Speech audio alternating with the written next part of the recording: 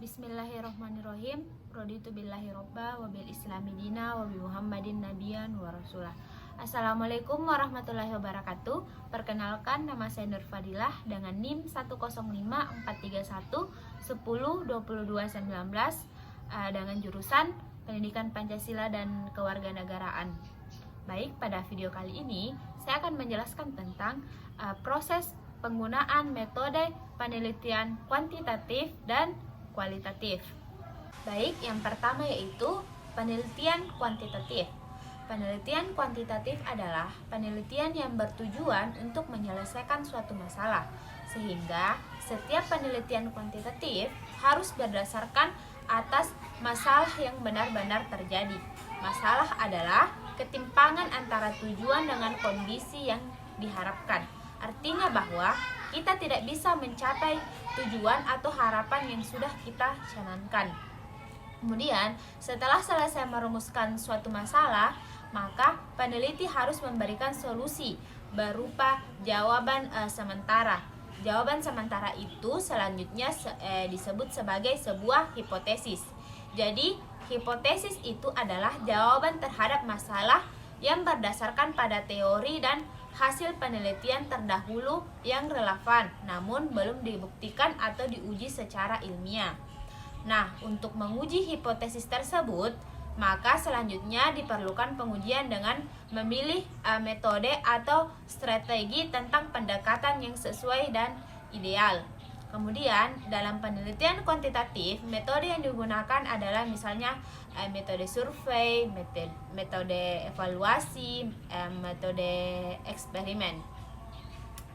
Nah, setelah metode penelitian dipilih, maka selanjutnya peneliti membuat instrumen penelitian. Nah, instrumen penelitian adalah alat yang digunakan untuk mengumpulkan data. Ada beberapa instrumen pengumpulan data, misalnya yaitu angket, kuesioner, pedoman wawancara, ataukah pedoman observasi.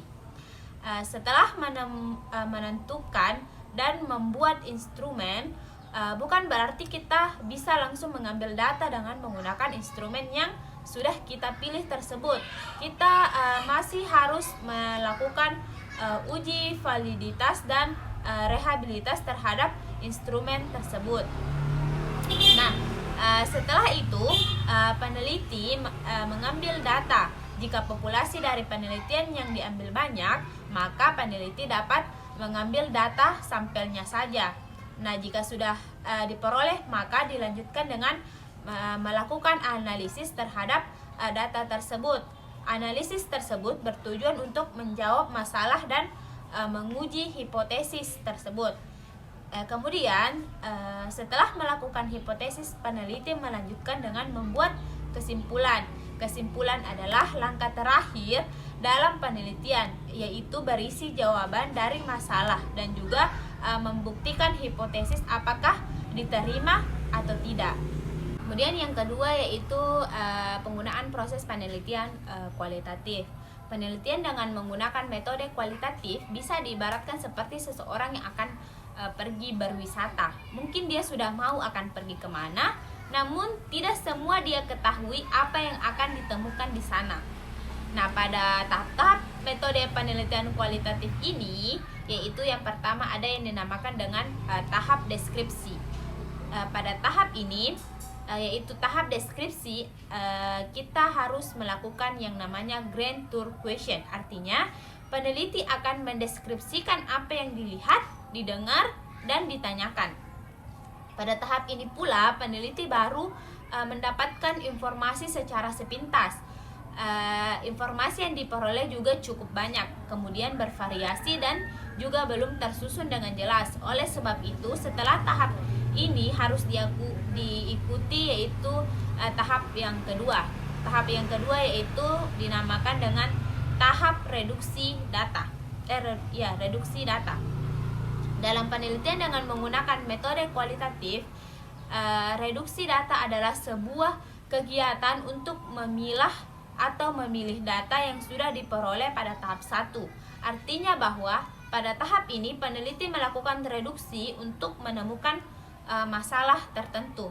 Pada tahap reduksi data, peneliti akan memilih data berdasarkan masalah yang menarik, penting, berguna, dan baru. Untuk data-data yang tidak dipakai maka akan disingkirkan. Nah, proses yang ketiga yaitu dalam penelitian kualitatif yaitu adalah seleksi. Pada tahap ini peneliti menguraikan fokus masalah yang telah direduksi pada tahap kedua menjadi lebih rinci. Misalnya seperti ini. Ibarat pohon, jika pada tahap reduksi data peneliti melakukan pengamatan sampai pada cabang, maka tahap seleksi peneliti melakukan pengamatan sampai pada ranting-rantingnya. Nah, hasil akhir dari penelitian kualitatif ini tidak hanya menghasilkan data atau informasi yang sulit dicari melalui metode penelitian kualitatif, tapi juga harus menghasilkan informasi dan data yang bermakna. Bahkan akan menjadi lebih baik jika hipotesis atau informasi yang ditemukan dapat membantu atau memecahkan masalah dan berguna untuk taraf hidup masyarakat. Baik, mungkin cukup sekian penjelasan materi dari saya tentang penggunaan proses metode penelitian kuantitatif dan kualitatif. Kurang dan lebihnya mohon dimaafkan. Wassalamualaikum warahmatullahi wabarakatuh.